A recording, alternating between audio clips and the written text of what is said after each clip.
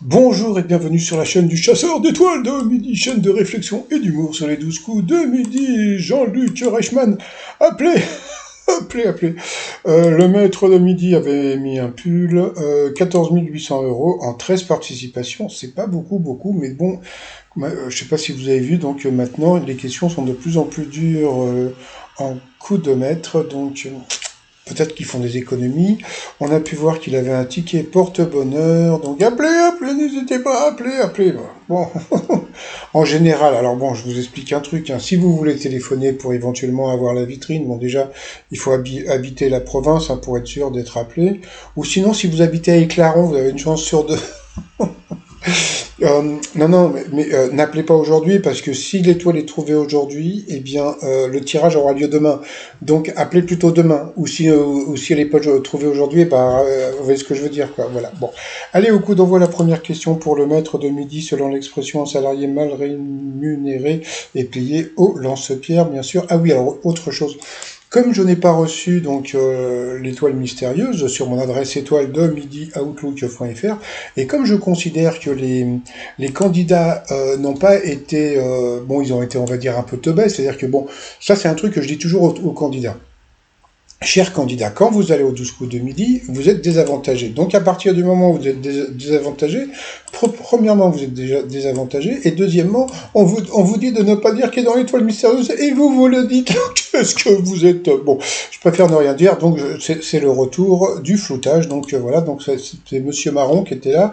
La question pour Monsieur Marron, pour quel produit de beauté les femmes dépensent-elles le plus? Eh bien, je crois que c'était pour les soins de la peau. Après, vous aviez Madame Rose. Pour Madame Rose, selon la science, quel fruit faut-il glisser dans son lit pour passer de meilleures nuits? Eh bien, ce n'était pas la banane, mais un citron. Pour Monsieur Pulmaron, alors, Monsieur Pulmaron, quel fleuron de l'armée française envié par les autres armées du monde est appelé la rasquette? Eh bien, c'était une ration de nourriture. Pour le maître de midi, Florian. J'ai bien fait par rapport aux autres Florian.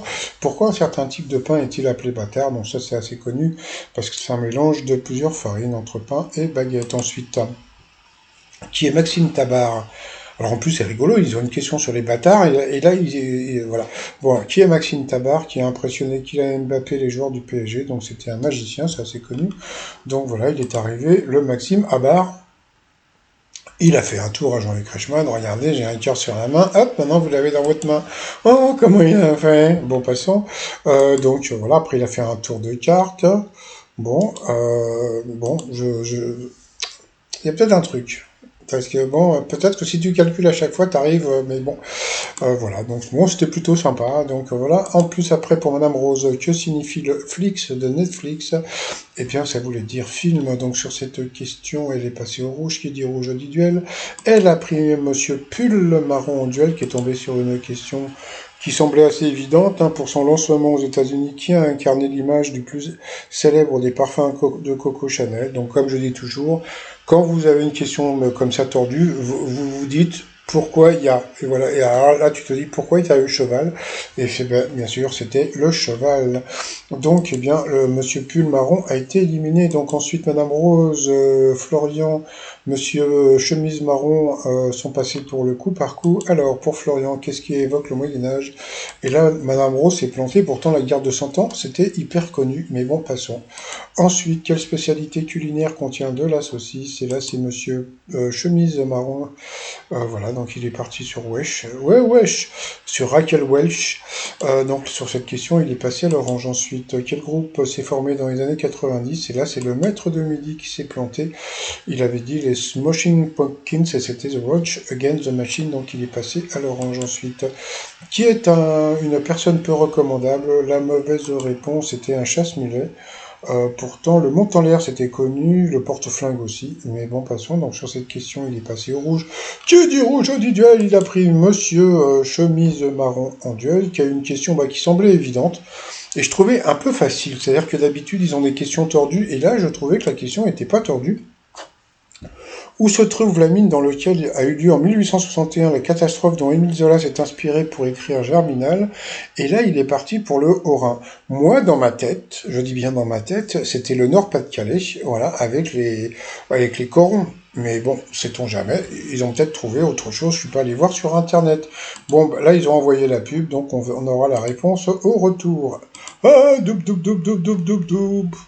Allez, retour de publicité, et en fin de compte, la bonne réponse, ce n'était pas le Nord comme je pensais, eh bien c'était le Gard, donc c'était une question piégeuse, donc ils ont quand même gardé le côté piégeux comme ça pour les duels difficiles pour les candidats, et puis c'était donc le Gard.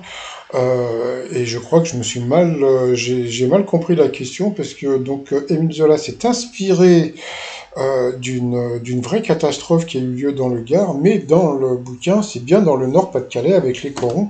Donc, faut pas nous prendre pour des corons, si vous voyez ce que je veux dire. Allez, sinon, arrivé au coup fatal, il s'est retrouvé avec Madame Rose.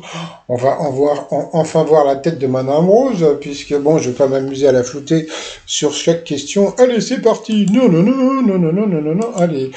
Quel sport Raymond Domenech a-t-il pratiqué au plus haut niveau? Je crois que c'était le poker. Hein. Je crois qu'il est pas mal en poker. Ensuite, quel agrume... je déconne. Hein. Quel agrume est associé au mot peau quand on parle de cellulite? Donc ça, c'était pour Madame Rose, c'était la peau d'orange. Qui a été la première femme à remporter l'Oscar de la meilleure réalisation? Il n'a pas trouvé, c'était Catherine. C'était pour le démineur, là, Catherine Withelow, là, je sais pas comment elle s'appelle. Quel président français a été surnommé Chichi? Alors oui, donc ça recommence en fin de compte, c'est-à-dire que dès qu'un maître de midi a une question difficile qu'il ne trouve pas, ils lui mettent une question de bébé après. Donc c'était Chirac. Pour elle, en pâtisserie, sous quel nom est plus connu le millard? Le millard, le millard, le mignon, le mignon. C'était le clafoutis, question difficile. Ensuite, toujours pour elle, comment appelle-t-on une grosse bouteille de vin évoquant deux bouteilles ordinaires, le Magnum?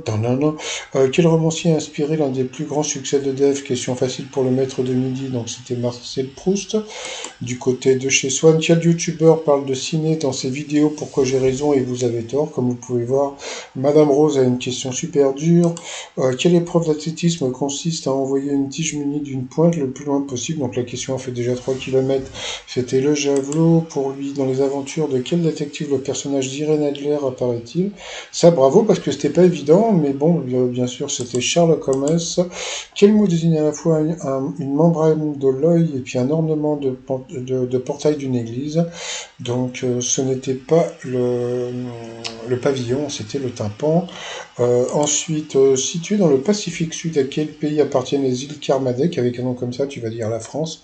Eh bien non, c'était la Nouvelle-Zélande. Encore une question difficile pour Madame Rose. Dans quel domaine s'illustre Joël Robuchon? Donc la cuisine, Robuchon. Ah, à quel artiste appartenait la Casa Azul au Mexique? Ça semble évident parce qu'il n'y en a pas des tonnes des artistes mexicains. Donc bien sûr, c'était Frida Kahlo. Combien y a-t-il de X dans le nombre 13? Donc bien sûr, il n'y en a qu'un seul pour elle. Alors là, c'est super dur. Quel est le prénom du truand dans Le Bon, la Brute et le truand? Et il fait du combien, chaussure? Voilà, de quel pays est originaire le fromage nommé provolone? Ça c'était facile, c'était l'Italie, elle a dit l'Espagne. Chanté par Léo Ferré, à qui doit-on le poème Marie Zibli? C'était Apollinaire.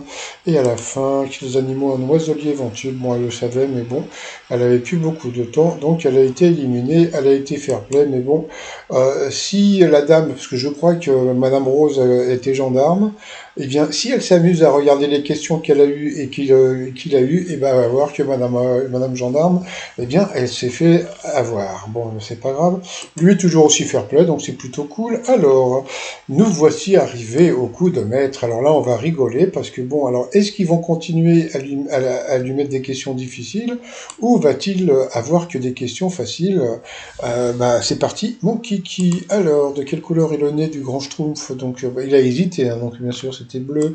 Dans quel film muet en noir et blanc Jean Dujardin et Bérénice Bejo dans Style Ensemble? Donc, film muet, donc bien sûr, c'était The Artist. Ensuite, que faut-il faire en janvier si on révèle le défi du Veganuary? La réponse était dans la question, hein, faut que tu manges vegan, donc voilà. Après, oui, y a-t-il un problème si on porte des bicycles? Donc c'était les yeux, donc il a parlé de l'anniversaire aujourd'hui de Laurent Ruquier qui devient sexagénaire. Ensuite, quelle épice Fernand de Magellan promet-il au roi d'Espagne pour le convaincre d'organiser son grand voyage autour du monde vers les Moluques? Eh bien, il est parti sur le poivre. Donc là, comme on peut voir, c'était une question difficile. Et puis, Monsieur Pulmaron, qu'on ne voit pas, a dit que c'était le clou de girofle. Donc bon, et c'était le clou de girofle. Donc bravo à Monsieur Pulmaron. Voilà, donc il s'est encore planté. Donc qu'est-ce que ça veut dire? Ça veut dire qu'il a gagné que 2000 balles. Ça lui fait 1000 balles dans la poche. Mais il peut pas dire qu'il est dans l'étoile mystérieuse, donc il s'est retrouvé face à l'étoile.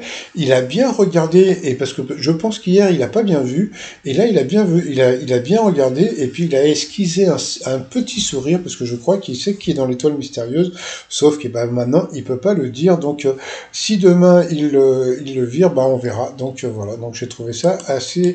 Moi franchement, moi j'aime bien. Franchement, j'aime bien le nouveau truc, c'est-à-dire que après, moi j'ai une pensée pour tous les gens qui disaient oui, c'est un scandale de donner autant d'argent, etc., etc.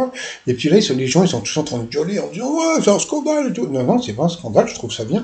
Il y a un peu plus de justice dans le jeu, je trouve. Hein. Donc, comme je dis, il faudrait plus en rajouter dans les duels, et je pense que le jeu pourrait être plus intéressant, mais bon. Comme on sait, le maître de midi doit rester maître de midi longtemps parce qu'il paraît que bah ça fait un peu, vous savez, comme il s'appelle, je sais plus, le mec de N'oubliez pas les paroles. Eh bien, depuis qu'il est là, les audiences de Nagui cartonnent. Pourquoi? Parce qu'il est là depuis très longtemps, donc les gens regardent pour voir s'il va être éliminé. Et puis, bah les gens qui l'aiment bien, ils regardent pour le voir, quoi. Donc là, c'est pareil. Ils essayent de faire avec Florian, comment on appelle ça, le syndrome de Stockholm un petit peu, quoi. Vous voyez? Voilà, bon bah sinon bah moi je vais vous souhaiter une très très bonne journée et je vous dis à demain, portez-vous bien et surtout portez-vous bye bye.